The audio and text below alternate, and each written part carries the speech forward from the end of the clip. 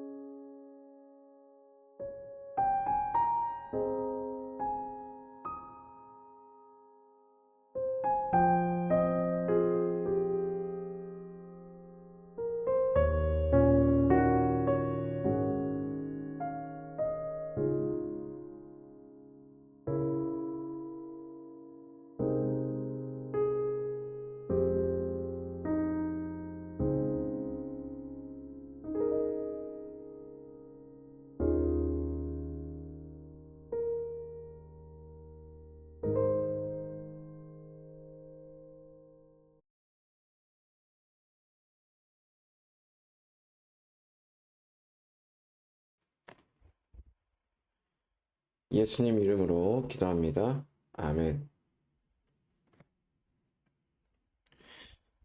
다 함께 말씀을 교독하도록 하겠습니다. 오늘 하나님께서 우리 모두에게 주신 말씀은 시편 120편에서 121편까지의 말씀입니다.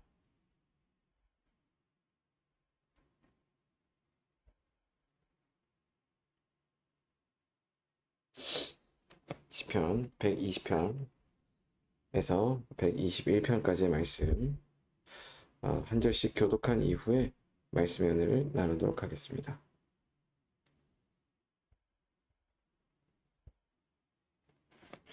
한 절씩 교독합니다.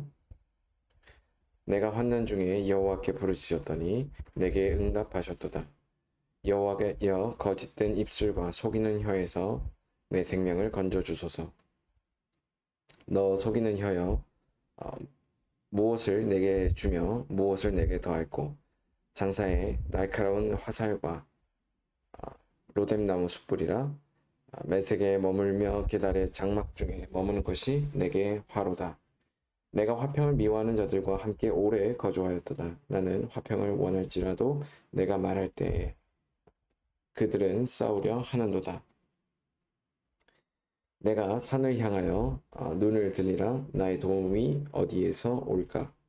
나의 도움은 천지를 지으신 여호와에게서로다. 여호와께서 너를 실족하지 않게 하시며 너를 지키는 이가 졸지 아니하시리로다. 이스라엘을 지키시는 이는 졸지도 아니하시고 주무시지도 아니하시리로다.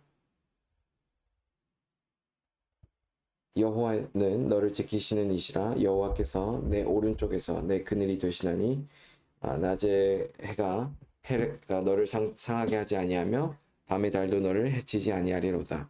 여호와께서 너를 지켜 모든 환난을 명퇴하시며 또 내 영혼을 지키시리로다.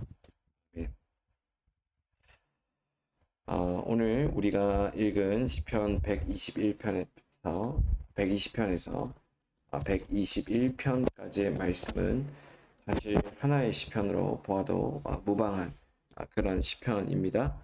특히 시편 120편에서 134편까지의 모든 시편들은 성전에 올라가는 노래라는 표제가 붙어 있습니다. 이러한 제목이 붙은 것에 대해 여러 가지 해석이 있습니다. 어떤 이들은 이 시들이 바벨론 포로에서 돌아올 때 불렀던 노래라고 해석하고, 어떤 분들은 이 시들이 흩어진 유대인들이 절기를 지키기 위해 예루살렘으로 향할 때 불렀던 노래라고도 하였습니다. 그리고 또 다른 어떤 이들은 여인의 뜰에서 이스라엘의 뜰에 이르는 15개의 계단에 오를 때 한 계단마다 한 개의 시편을 노래하였다고 했는데, 이때 부른 노래가 여기 15개의 시편들이라고 해석하기도 합니다. 이 외에도 올라간다 라는 말에서 이 시들의 의미를 설명하기도 합니다. 즉 이 말의 문자적 의미는 발자국같이 반복한다 라는 말인데, 이것이 뜻하는 것처럼 어떤 말을 반복하는 시들이라고도 볼 수 있죠. 그러나 일반적으로 이 시편은 순례자들이 각지에서 예루살렘 성전으로 올라갈 때 부른 찬송이라고 말하고 있습니다. 이 시편은 예루살렘 축제들과 관련된 시편입니다. 성전에 올라가는 노래들이 흩어진 유대인들이 절기를 지키기 위하여 예루살렘을 향하여 올라갈 때 불렀던 노래라고 한다면, 120편은 이 시편 기자가 예루살렘으로 향하고자 했을 때 그것을 방해하는 사람들의 손에서 구원해 주기를 탄원하는 그런 어떤 일종의 기도라고도 볼 수 있습니다.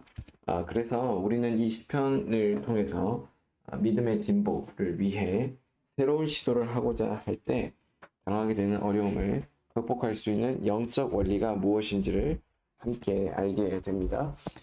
내가 환난 중에 여호와께 부르짖었더니 내게 응답하셨도다. 여호와여 거짓된 입술과 속이는 혀에서 내 생명을 건져 주소서. 라고 시편 120편 1절과 2절에 기록되어 있죠. 시편 기자는 예루살렘으로 향하고자 했을 때 누가 그것을 방해했는지 본문은 정확하게 구체적으로 언급하고 있지 않습니다. 그러나 우리는 이 시편 기자가 이방 세계에 살고 있었다는 것을 알고 있기 때문에 하나님을 알지 못하는 이방인들이 그를 방해했을 것이다 라고 생각합니다. 아니면 그와 함께 거하는 자들 가운데 신앙에서 떠나 세속화된 어떤 사람들의 이야기들일 수도 있을 것입니다. 이렇게 추측할 수 있는 것은 언제나 이 두 종류의 사람들은 참된 신앙을 소유한 자들을 박해하고 있기 때문입니다. 놀라운 것은 대부분 종교에서 자신이 가지고 있는 교리에서 볼 때 다른 종교를 인정할 수 있는 여지가 있음에도 불구하고 그럼에도 불구하고 다른 종교에 대해서 굉장히 배타적인 모습을 보여준다라는 것을 함께 살펴보게 되죠. 이것이야말로 종교가 가지고 있는 가장 모순된 일입니다. 불교를 예를 들면 불교는 교리적으로 볼 때 그리스도교, 기독교를 반대할 이유가 없지요. 근데 불교는 기독교처럼 유일신을 믿는 것도 아니고 그들의 중심 교리는 깨달음을 통해서 스스로 부처가 되는 것이기 때문에 사실 큰 관련은 없는데 그럼에도 불구하고 불교 국가에서 이 기독교인들에 대한 박해, 이 차별은 굉장히 심하다고 볼 수 있습니다. 우리는 기독교가 우리나라에 처음 들어왔을 때 기독교인들이 유교 사상을 국가의 이념으로 하고 있는 국가로부터 얼마나 심한 박해를 받았는지 잘 알고 있습니다. 당시 그리스도인들은 대부분 선량한 사람들이었고 그리고 나라에 충성하는 사람들이었습니다. 그럼에도 불구하고 당시에 그리스도인들은 많은 핍박을 받았죠. 극악한 사람들보다 더한 차별을 당했습니다. 이처럼 도덕적으로 흠이 없는 사람이라 할지라도 주류 사회의 종교와 다르다는 이유로 박해를 받는 경우는 어느 사회에서나 흔히 찾아볼 수 있는 일입니다. 그리고 그럼에도 불구하고 나라들은 이에 대해서 극심한 박해가 있었다라고도 우리가 보고 있는데 이런 점들을 미루어 볼 때 흩어진 유대인들이 종교적인 이유로 인하여서 그들이 있는 곳에서 박해를 받았다라고 하는 것은 어떻게 보면은 굉장히 일반적인 현상으로도 볼 수 있는 것이죠. 이와 같은 시련 가운데서 시편 기자는 무엇보다 기도를 응답해 주시는 하나님을 기억합니다. 내가 환난 중에 여호와께 부르짖었더니 내게 응답하셨다라고 말씀합니다. 이런 고백은 과거에 하나님께서 자신의 기도를 응답해 주심으로 시련 가운데서 구원해 주셨음을 가리키는 단어이지요. 나아가서 시편 기자는 이처럼 과거의 기도의 응답을 기억한 것도 기도의 응답에 대한 믿음으로 이것을 새롭게 함으로써 하나님께 현재 자신이 당하고 있는 시련으로부터 구원해 주시기를 탄원하고 있다라고도 볼 수 있습니다.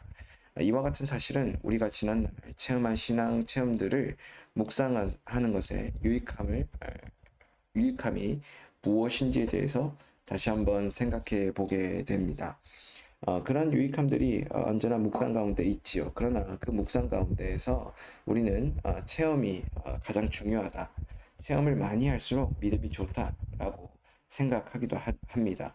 그러나 그런 어떤 믿음의 고백의 근간에 깔려 있는 체험은 사실은 경험과 감각에 의존하는 경우들이 많기 때문에 우리는 더 큰 경험, 더 큰 감각적인 자극 이런 것들에 따라서 우리의 신앙을 판독하곤 합니다. 그런데 그런 것들은 금방 패단이 드러나게 되죠. 언젠가는 그것이 인간의 어떤 불확실성 또 불합리함 이런 것들로 인해서 반드시 한계를 드러낼 수밖에 없기 때문에 그것이 완전한 신앙의 기준이 될 수 없다는 것을 금방 깨닫게 됩니다. 그렇게 됨으로써 우리가 진정으로 추구해야 될 신앙의 방향은 무엇이냐? 신앙의 대상을 분명하게 하고 신앙의 대상이 분명할 때 우리는 그 신앙의 대상을 온전한 우리의 신앙의 주체로 삼고 우리에게 진짜 필요한 신앙생활의 양식, 신앙생활의 덕목 이러한 것들을 추구하며 살아가게 됩니다. 그런데 많은 사람들은 그런 체험에 너무나도 많은 의존을 하다 보니 지금 자기 자신이 당면한 이 어려움에 대해서 경험적으로 무언가 와닿지 않는 모든 종류의 하나님의 역사에 대해서 거절하거나 거부하지요. 그런데 여러분 한번 생각해 보겠습니다.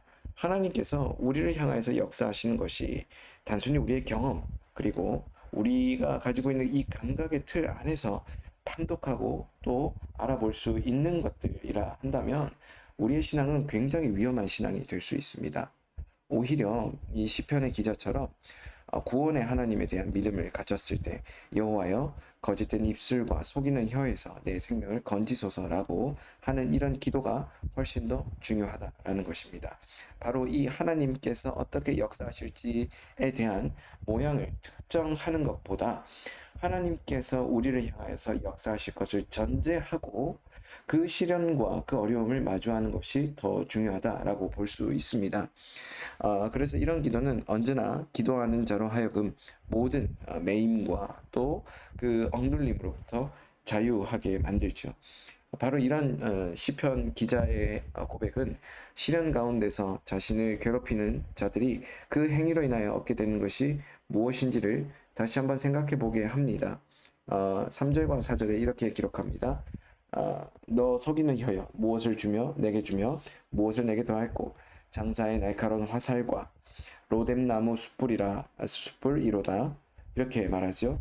시편 기자는 악인들에 대해서 생각하였을 때 그들이 악을 행함으로써 얻게 되는 것은 하나님의 심판뿐이다라는 것을 깨닫습니다. 그리고 그들은 장사가 쏜 날카로운 화살처럼 하나님의 심판의 화살을 맞을 것이고 로뎀나무의 숯불과 같은 혹독한 뜨거움에 그들이 노출되어서 꽤나 큰 고통을 겪게 될 것입니다. 이런 점들로 미루어 놓고 볼 때 그들은 악인에 대해서 판독하는 그 기준이 무엇인지에 대해서 한번 다시 생각해 보게 되는데 악인은 그가 행한 악한 행위 또는 그가 저질렀던 모든 종류의 비도덕적인 그런 행위 이런 것들에서 그 악인을 판단하는 구조와 악인을 판단하는 기준을 찾아볼 수 있다라고도 생각을 하겠지만 그러나 분명한 것은 하나님을 대적하는 자, 하나님을 자신의 주인으로 인정하지 않는 자, 이 모든 종류의 사람들이 다 악한 사람들이라는 것입니다. 그런 악한 사람들에게서 나타나는 것은 바로 자기중심적인 태도입니다. 그 자기중심적인 태도를 하나님 앞에서 견지한다라고 하는 것은요, 하나님께 대해서 단순히 반항한다, 또 대적한다라는 그런 취지에서만 그 의미가 해석되지 않습니다. 하나님 자체를 거부하기 때문에 하나님 안에서만 누릴 수 있는 그 구원을 그 스스로가 거부하는 굉장히 비참한 현실로 그들이 연결된다라고도 우리는 볼 수 있는 것이죠. 사랑하는 여러분, 하나님께 구원이 있습니다. 하나님께서 우리를 구원하시는 놀라운 그 구원의 계획과 구원의 역사가 그분께 있습니다. 그런데 우리는 종종 어떻게 판단하냐? 하나님께서 우리를 향해서 구원을 또 베푸시는데 그 구원 계획에 대해서 우리가 탐지할 수 있는 감각, 우리가 판단할 수 있는 어떤 현상 이런 것들로만 자꾸 우리의 구원 또 그 구원의 경험들을 가두어 놓고 생각한다라는 것이죠. 그렇게 되었을 때 하나님께서 우리에게 베푸신 구원은 굉장히 제한적입니다. 즉 우리의 문제 해결에만 그 구원의 어떤 취지가 그 구원의 어떤 그 목적이 계속해서 초점을 가지고 진행될 수밖에 없습니다. 즉 신앙생활 자체가 내 중심적으로 흘러갈 수 있다라는 것이죠.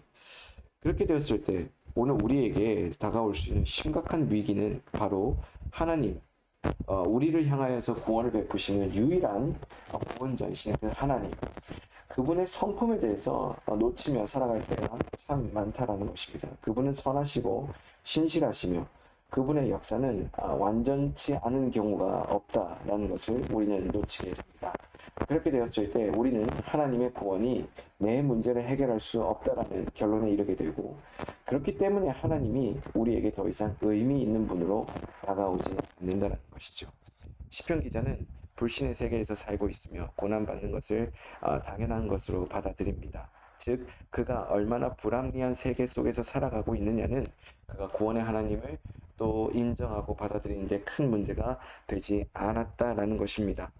시편 120편 5절에서 7절까지의 말씀은 메색과 게달이라는 부족의 이름을 함께 기록합니다. 메색족은 야베덱에서 나온 후손으로서 흑해와 카스피안 사이에 거주하는 노예 장사, 구리 그릇 장사에 종사하는 사람들이었습니다. 그리고 나아가서 이 게달은 바로 이스마엘의 후손이었죠. 그들은 다메섹 남쪽 수리아 사막에 살고 있었습니다. 어떤 이유로 이곳까지 가서 살게 되었는지는 모르지만 시편 기자는 이처럼 하나님의 백성이 이방 세계에 사는 것 자체가 고통임을 말해 줍니다. 그곳에서 평화를 말할지라도 결코 그곳에서는 이방 백성들이 거주하는 문화권 속에서 하나님의 구원, 하나님께서 베푸시는 그 완전한 구원에 대해서는 전혀 찾아볼 수 없는 것이지요. 시편 121편은 어떻습니까? 성전에 올라가는 노래라는 표제가 붙은 시들 가운데 하나이며 많은 사람들에게 참 이 회자되는 그런 시편입니다.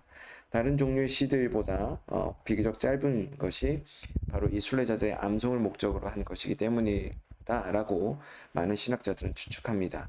지키시는 자라는 말을 반복함으로써 하나님의 백성들이 순례의 길을 나아갈 때 그들의 순례길을 하나님께서 보호하신다라는 것을 믿음으로 고백하지요. 바로 이 모든 순례길이 우리의 인생길을 가리킵니다. 하나님은 우리를 도우시죠. 자신을 도와줄 자, 바로 이러한 사람들로, 이러한 존재로 하나님을 인식하나, 그러나 하나님 그것보다 더 크신 분입니다. 무한한 사랑과 능력을 가지신 하나님. 그분이 우리의 구원자로 받아들여지고 인정되기 위해서 우리는 무엇을 통해서 하나님의 역사를 확신할 수 있게 됩니까? 하나님께서 우리를 향하여서 베푸신 그 놀라운 구원은 현상과 결과에 있지 않다라는 것을 바라보면서 한 걸음 한 걸음 내딛는 그 모든 삶의 과정 속에서 우리가 돌아볼 때 비로소 깨달아지는 놀라운 모양들로 드러난다는 것입니다. 사랑하는 여러분, 오늘 우리가 위기의 연속을 살아갑니다. 그러나 그 위기의 연속 속에서 우리는 무엇을 바라보아야 됩니까? 지금 내게 주어진 당면한 결과들을 바라보는 것이 아니라 하나님께서 내게 베푸신 놀라운 구원의 과정, 그 놀라운 구원의 역사, 이 모든 것들을 함께 바라봐야 되는 줄로 믿습니다. 그 구원의 모든 과정의 주인 되시는 하나님을 신뢰하며 살아가시는 여러분들 되시기를 주의 이름으로 축복합니다. 함께 기도하겠습니다. 사랑의 주님, 고맙고 감사합니다. 오늘 우리가 말씀을 통해서 모든 과정 중에 함께 하시고 모든 인생의 과정 중에서 우리에게 큰 구원을 베푸시는 하나님, 그분을 신뢰하고 바라볼 수 있게 하시니 고맙고 감사합니다.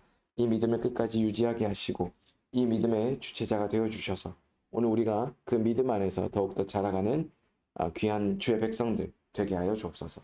사랑이 많으신 예수님 이름으로 기도드립니다. 아멘. 다 함께 주기도문으로 오늘 새벽 기도를 마치겠습니다. 하늘에 계신 우리 아버지, 아버지의 이름을 거룩하게 하시며 아버지의 나라가 오게 하시며 아버지의 뜻이 땅에서와 같이 땅에서도 이루어지게 하소서.